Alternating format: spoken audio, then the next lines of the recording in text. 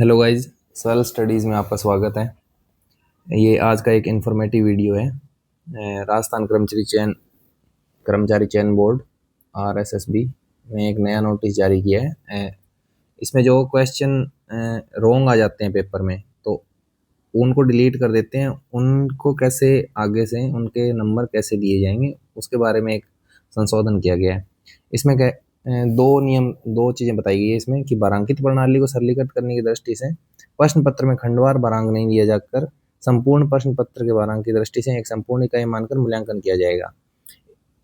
मैं एक बार पढ़ के बता देता हूँ फिर समझाता हूँ। प्रश्न के गलत उत्तर देने पर नकारात्मक मूल्यांकन की स्थिति में प्रश्न के मूल अंक के आधार पर एक तिहाई या प्रावधानुसार अंकों में कटौती की जाएगी।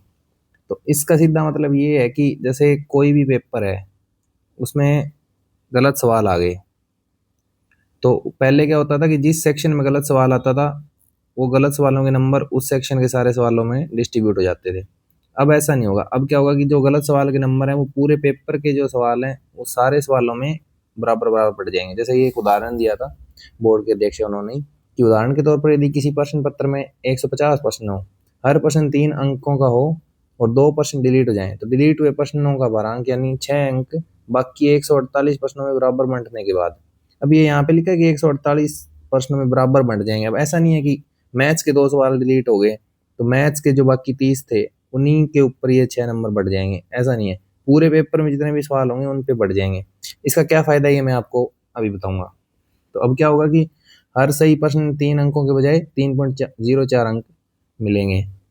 और अब नेगेटिव हो गया, जैसे किसी के गलत सवाल है तो उसमें क्या होगा, उसमें रॉन्ग आंसर के हिसाब से 3.04 जैसे 1/3 का ही नेगेटिव मार्किंग है तो उसमें 1.0135 नंबर ना कट के सीधा जो पहले ओरिजिनल जो 3 नंबर का वो सवाल था उसका 1/3 यानी 1 नंबर ही कटेगा। तो ये सेकंड वाला जो है इसका कोई ज़्यादा रेलिवेंस नहीं है, ये बस कैलकुलेशन को सिंपल करने के लिए नंबरों की रखा गया है। मेन आपका ये है ऊपर वाला।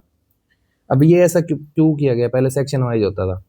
यानी इसके बेनिफिट्स क्या है, बोर्ड ने क्यों संशोधन किया। इसके बेनिफिट्स ये हैं कि जैसे 2 स्टूडेंट्स हैं ए और बी, तो मैथ्स एक पर्टिकुलर सेक्शन आया किसी पेपर में मैथ्स का।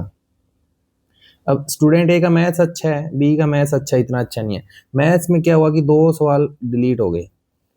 तो पहले क्या होता था कि मैथ्स के सवालों में ही वो नंबर डिस्ट्रीब्यूट, 2 सवाल, एक सवाल 3 नंबर का तो वो 6 नंबर जो है मैथ्स के सवालों में ही बढ़ जाते थे। तो मैथ्स के सवालों का जो वेटेज है वो बढ़ जाता था। तो ए को क्या है कि गलत फायदा मिलता था इस चीज़ का, और बी मैथ्स में कमजोर था, दूसरे सेक्शनों में जो है वो अच्छा कर रहा था तो उसको मैथ्स में क्या नुकसान हो जाता था, जबकि ये नहीं होना चाहिए। इसके लिए बोर्ड ने क्या किया कि ये जो गलत सवाल है ये एक सेक्शन पे ना बंट के उसके नंबर सारे सवालों के ऊपर उसके बारांक जो हैं वो बंट जाएंगे। ये सिंपल सा इतना है। दूसरा जो रूल है कि नेगेटिव में ओरिजिनल नंबर का ही कटेगा, वो कैलकुलेशन को देखते हुए बनाया है बोर्ड ने, इतना रेलिवेंट नहीं है। बाकी ये अच्छी चीज़ है, प्रोग्रेसिव थॉट को दिखाता है बोर्ड की।